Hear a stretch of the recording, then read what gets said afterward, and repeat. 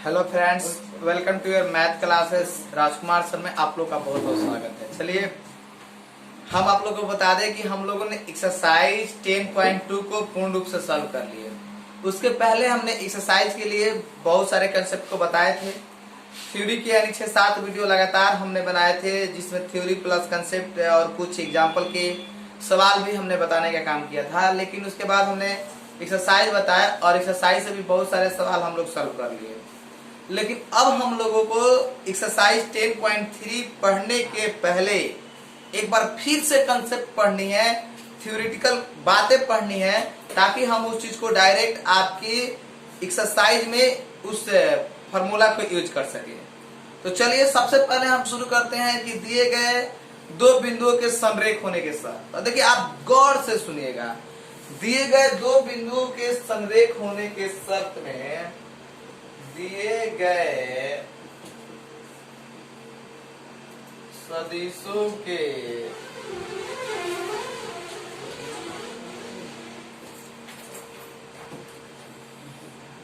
संरेख होने का शर्त,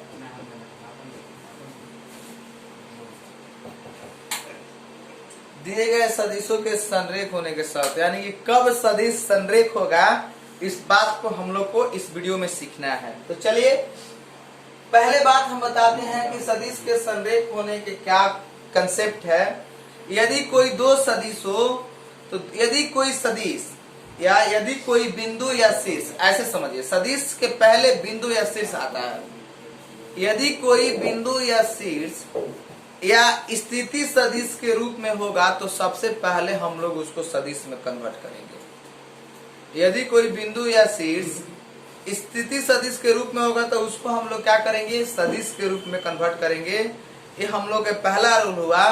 उसके बाद दिए गए सदिश को हम लोग क्या करेंगे कि उसका मापांक निकालेंगे। एक रूल ये भी है कि यदि दिए गए सदिश के मापांक निकालेंगे और किन्हीं दो सदिशों का योग, किन्हीं दो सदिशों के मापांकों का योग तीसरे सदिश के मापांकों के योग के बराबर होगा तो वो सदिश संरेख होगा। या और रूल है कि यदि किसी त्रिभुज के क्षेत्रफल शून्य आ जाए, यानी उसके सदिश निकाले और सारणी के मान क्या आ जाए, शून्य आ जाए, तो सारणी के मान शून्य आना भी आपका संरेख होने का शर्त को दर्शाता है। तो देखिए ऐसे ऐसे करके 3-4 रूल हैं। उस रूल को हम आपके बोर्ड पे लिख देते हैं पहले, फिर आप उसको कॉपी में लिखेगा तब उस चीज को हम आसानी से समझा पाएंगे आपको। तो चलिए हम सबसे पहले सदिश के संरेख, देखिए हमने यहाँ पे कंसेप्ट लिखा कि दिए गए सदिश के संरेख होने का शर्त। तो दिए गए सदिश के संरेख होने का शर्त का कंडीशन है, यदि दिए गए प्रश्न शीर्ष या बिंदु या स्थिति सदिश के दिशा में हो तो सबसे पहले सदिश में बदलेंगे। यानी कि देखिए सवाल की कंडीशन अगर इस तरह से होगा, ए नियामक 2, 3, 4 और बी नियामक 0, 1, 2 ऐसे है, तो सबसे पहले इसे स्थिति सदिश में कन्वर्ट करेंगे। यानी कि ओ ए, तो ओ ए तो 2i cap 3j cap plus 4k cap और vector O B 0i cap j cap 2k cap O B. यानी हमने क्या किया कि इस बिंदु को हमने कन्वर्ट कर लिया स्थिति सदिश के रूप में। अब यहाँ से हम ए बी के मान निकालेंगे तो ओ बी माइनस ओ ए स्थिति सदिश की तरह निकाल लेंगे। तो ऐसे सवाल जब भी दिखेंगे, यानी दिए गए प्रश्न शीर्ष या बिंदु या स्थिति सदिश के रूप में हो तो सबसे पहले सदिश में कन्वर्ट कर लेंगे। तो यहाँ से सदिश में कन्वर्ट करने के बाद समझे, निकाले गए सदिश को सारणी के रूप में सजाए। देखिए निकाले गए जो सदिश निकलेगा तो उसको हम लोग यहाँ पर सीखे हैं 1 1 1 A1 A2 ऐसे करके। तो सबसे पहले हम लोग निकाले गए सदिश को किस में सजाएंगे, सारणी के रूप में सजाएंगे। इसके बाद देखिए यदि सारणी के मान शून्य आता है तो संरेख होगा। ये भी कंसेप्ट हम लोग को समझना है। इस सभी कंसेप्ट पे हम लोग सवाल जरूर बनाएंगे। आगे एक्सरसाइज में बहुत सारा सवाल ऐसा पड़ा हुआ है और पीछे भी हम लोगों ने 1-2 सवाल सॉल्व किए हैं। देखिए यदि सारणी के मान शून्य आता है तो क्या होगा, संरेख होता है। यदि आप एक सारणिक तैयार किए, उसके सदिश से एक सारणिक बनाए और सारणिक को सोल्व किए, मान क्या आ गया 0, तो अगर 0 आ जाएगा तो क्या होगा, संरेख। और इस टॉपिक को आप पढ़े, याद कीजिए अभी 10.2 पीछे की एक्सरसाइज में हमने आपको एक सवाल इस पे सॉल्व किए थे। यदि दो सदिशों के मापांकों का योग तीसरे सदिशों के मापांक के बराबर हो तो वह भी संरेख होगा।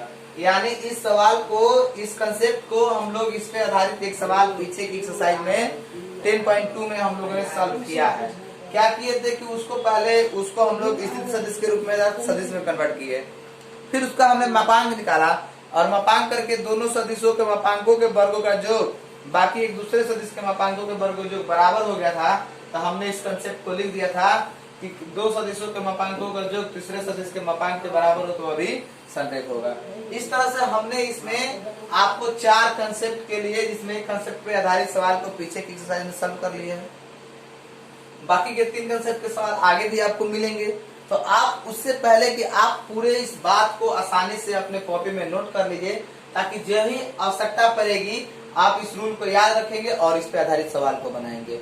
और जब हम पूरा सवाल बनाने की प्रयास करेंगे ना, उस समय आप इस कंसेप्ट को आसानी से समझ जाइएगा। तो चलिए अब इसके आगे, इसके पहले आप इस चीज को क्या कीजिए, अपने कॉपी में नोट कर लीजिए या स्क्रीनशॉट कर लीजिए। तब हम आगे की तरफ बढ़ते हैं। अब हम लोग को इसके आगे देखना है समतलीय होने के साथ। देखिए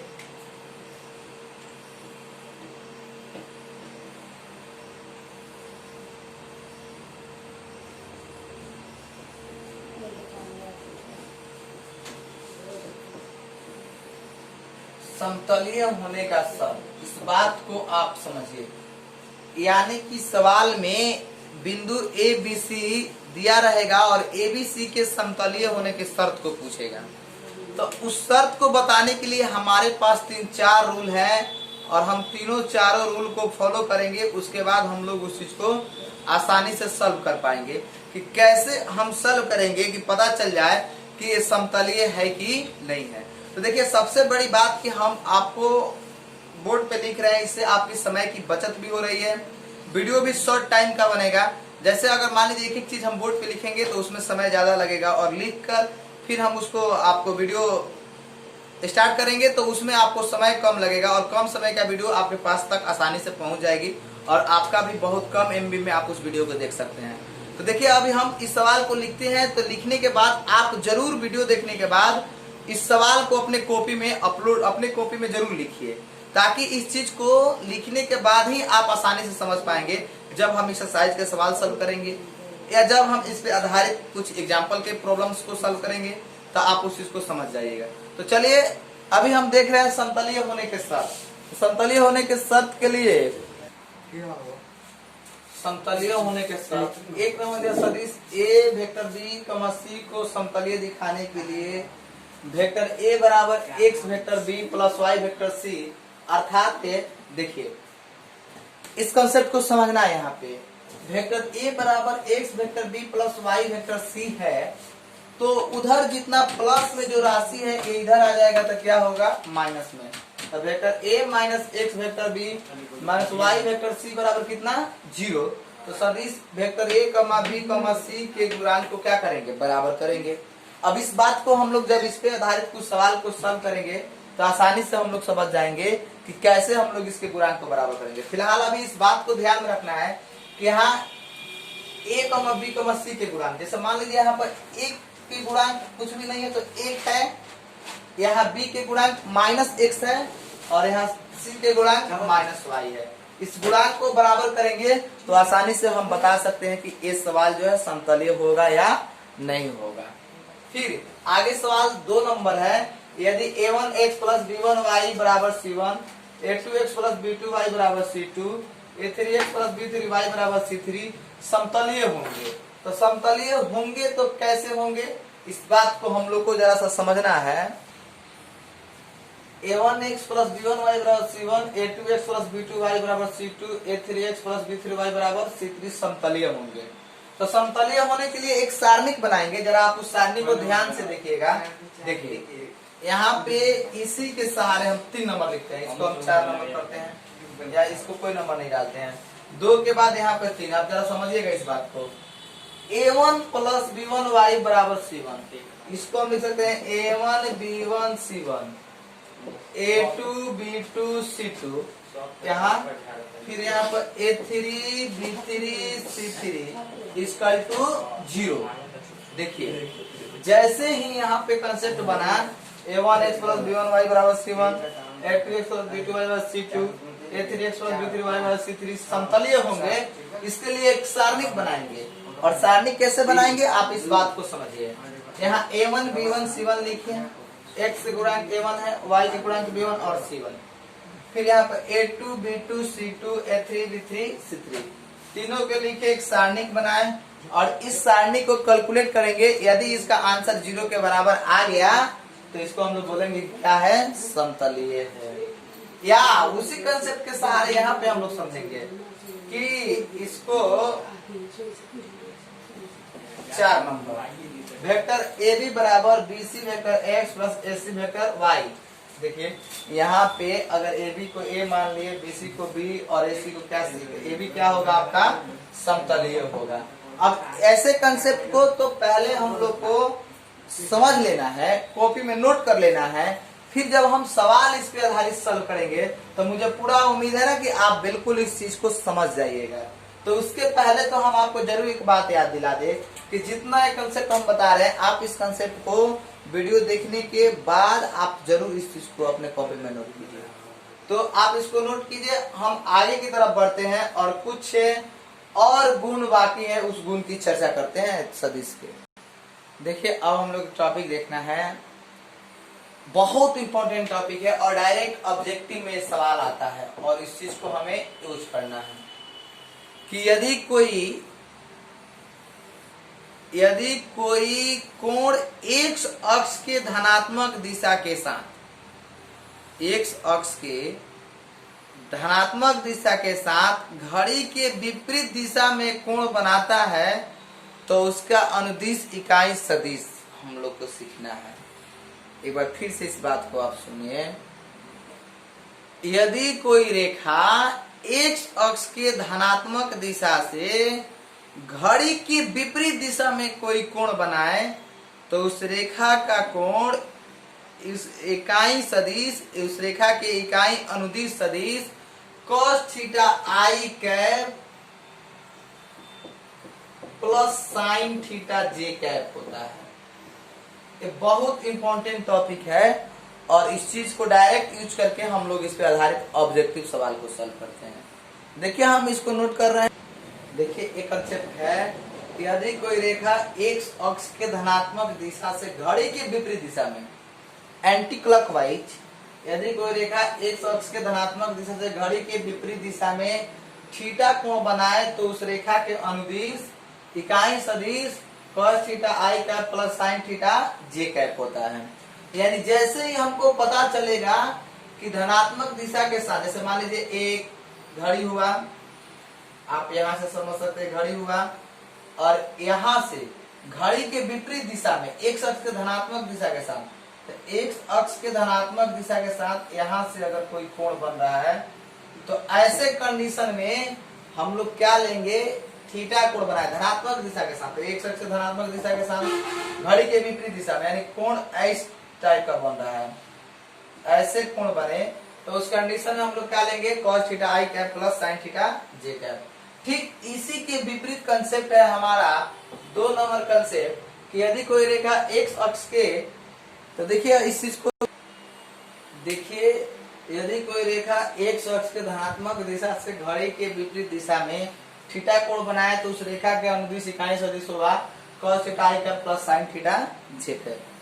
वही उसके ठीक विपरीत यदि कोई रेखा एक्स अक्ष के धनात्मक दिशा से घड़ी के सुई के दिशा में, देखिए वहां पर विपरीत दिशा की बात हो रही थी, और यहाँ पर घड़ी के सुई के दिशा में, यानी घड़ी के सुई के दिशा की बात हो रही है, दिशा में थीटा कोण बनाए तो उस रेखा का अनुदिश इकाई सदिश cos थीटा आई कैप माइनस साइन थीटा जे कैप।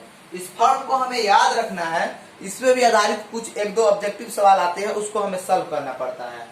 तो आप इस चीज को अपने कॉपी में नोट कीजिए और फिर हम आगे बढ़ते हैं, इसके आगे कंसेप्ट को देख। अब हम लोग को प्रॉपर्टी देखना है, सदिश के गुण को देखना है। जैसे यदि 2 सदिश वेक्टर ए तथा बी हो और दोनों एक दूसरे पर परस्पर लंब हो तो थीटा बराबर 90 डिग्री लेंगे। तो अब उस चीज को हमें देखना है कि हम लोग कैसे उस चीज को सॉल्व कर पाते हैं। तो देखिए सबसे पहले तो हम लिख दे गुण प्रॉपर्टी।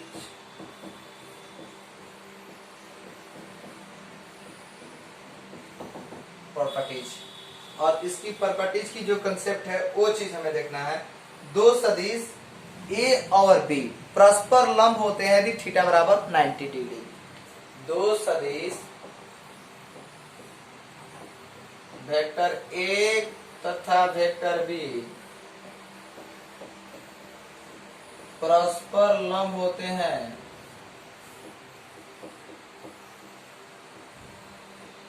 दो सदिश वेक्टर ए तथा बी परस्पर लंब होते हैं यदि थीटा बराबर 90 डिग्री।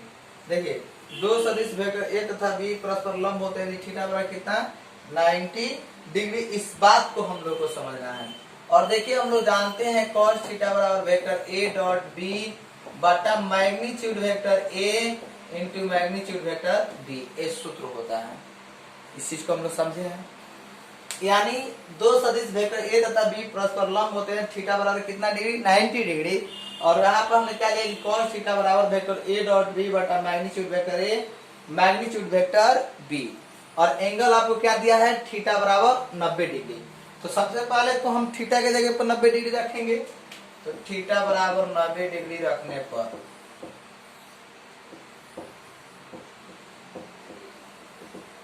cos 90 डिग्री बराबर vector A dot vector B magnitude A magnitude B. cos 90 के मान हो गया आपका 0, A dot B magnitude A magnitude B. अब इससे गुना करेंगे तो हो जाएगा 0 बराबर ए डॉट बी। तो देखिए ए डॉट बी यानी इसको लिख सकते हैं वेक्टर ए डॉट बी बराबर कितना 0। अब आप इस बात को समझ सकते हैं कि दो सदिश वेक्टर ए तथा बी परस्पर लंब होते हैं थीटा बराबर 90 डिग्री। और इसका मान क्या होता है लंब होने का शर्त क्या होता है वेक्टर ए डॉट बी बराबर 0। जैसे ही कोई सवाल आएगा वेक्टर ए और वेक्टर बी दोनों को हम लोग डॉट प्रोडक्ट से गुना करेंगे और गुना करने के उपरांत उसकी वैल्यू अगर 0 आती है तो हम लोग बोलेंगे कि परस्पर लंब। दोनों सदिश जो है वो परस्पर क्या है लंब है। तो इस तरह से हम लोग इस बात को आसानी से समझ सकते हैं कि दो सदिश वेक्टर ए तथा बी परस्पर लंब होते हैं ए डॉट बी बराबर 0। तो एक शर्त हुआ, इस शर्त को हम लोग को याद रखना है। ऐसे करके 3 4 5 शर्त हैं, उन सभी शर्त को हम एक एक करके पढ़ेंगे। फिलहाल अभी इस वीडियो में हम लोगों ने यहीं तक इस सवाल को सॉल्व किया, इस थ्योरी को समझे। इसके आगे की जो वीडियो होगा उसमें हम लोग आगे वाले कंसेप्ट को समझेंगे। तो आपसे हम रिक्वेस्ट करेंगे कि आप इस पूरे वीडियो को देखने के बाद एक एक करके सभी कंसेप्ट को अपने कॉपी में नोट कर लीजिए, ताकि आगे भी आपको इस चीज को आसानी से सॉल्व करने, आसानी से पढ़ने में या प्रैक्टिस करने में सुविधा मिले।